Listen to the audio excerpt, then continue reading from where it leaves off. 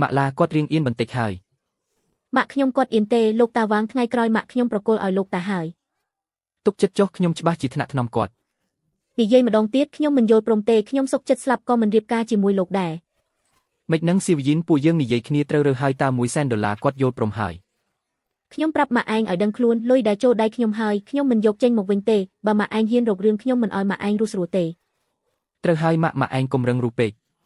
ពួកឯងកំពុងតែប្រព្រឹត្តបទឧក្រិដ្ឋវាងឡុងបើលោកហ៊ានប៉ះខ្ញុំនឹងប្តឹងប៉ូលីសលូស៊ីវយិនថ្លៃបណ្ណាការខ្ញុំក៏ឲ្យហើយនាងចង់ក្រឡាសម្ដីមែនទេអ្នកណាទទួលលុយលោកទៅទាពីអ្នកនឹងទៅខ្ញុំនឹងពួកវាលែងពាក់ព័ន្ធគ្នាទៀតហើយមិននឹងស៊ីវយិនស៊ីវតុងម៉ាក់ឯងចង់ធ្វើចឹងមែនទេចឹងយកលុយមកវិញមក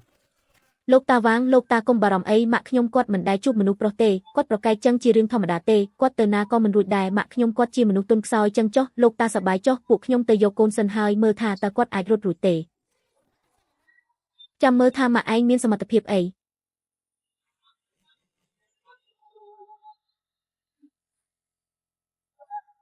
សុំសួរផងនេះជាផ្ទះរបស់លូស៊ីវយិនមែនទេ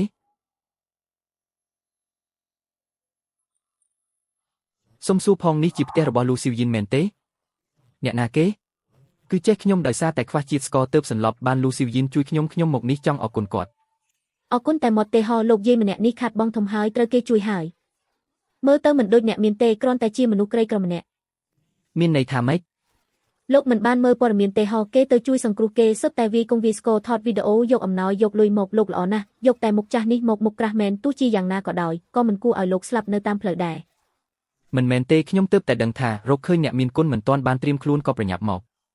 ខ្ញុំបើកទ្វារឲ្យល្អណាស់ខ្ញុំកំពុងតែចង់រកលោកផងរូបថតនេះគឺលោកជាអ្នកបិទនៅមុខផ្ទះមែនទេសុំទោសក្មេងមិនដឹងអីប្រញាប់រកមនុស្សពេកក៏យករូបថតនេះទៅបិទខ្ញុំឲ្យគេដកចេញអស់ហើយដកចេញហើយចប់មែនទេ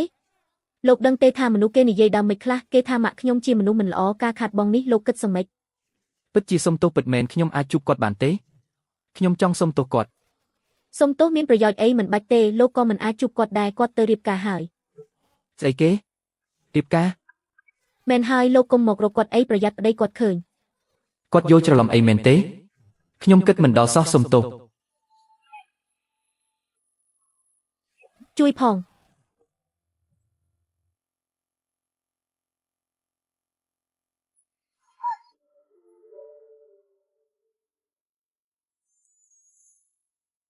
ខ្ញុំដូចជាសំឡេងអីគឺហៅខ្ញុំមែនទេ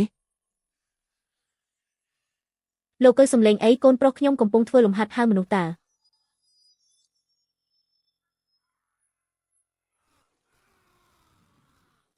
ម៉ាក់ខំចិញ្ចឹមឯងធំឯងហ៊ានខំម៉ាក់ម៉ាក់ឯងចង់ធ្វើអីម៉ាក់ឯងមិនអាចលះបង់ដើម្បីខ្ញុំទេហ៎ខ្ញុំបានស៊ើបអង្កេតមនុស្សចាស់ជាច្រើនអ្នកមានតែលោកតាវាងទេដែលអាចជួយខ្ញុំបានម៉ាក់ឯងរៀបការជាមួយគេទៅយ៉ាងម៉េច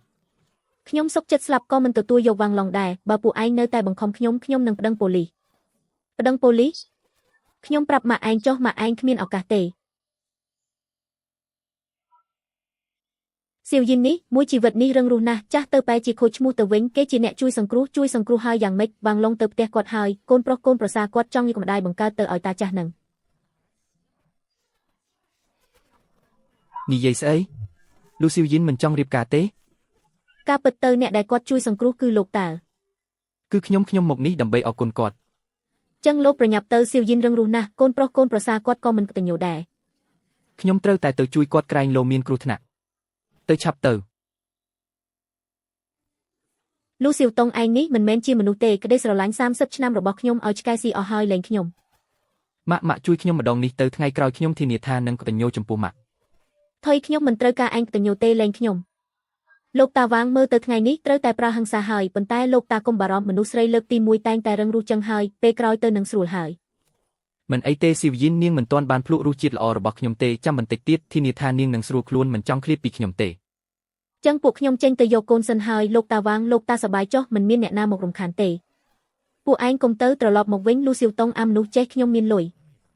អូនសម្លាញ់ក្នុងបន្ទប់មានតែយើង2នាក់ទេអូនកុំអៀនអីបងធានាថានឹងធ្វើឲ្យអូនហោះឡើងអាត្រឆានខ្ញុំសុកចិត្តស្លាប់ក៏មិនឲ្យឯងប៉ះខ្ញុំដែរជួយផងខ្ញុំសម្លាប់ឯង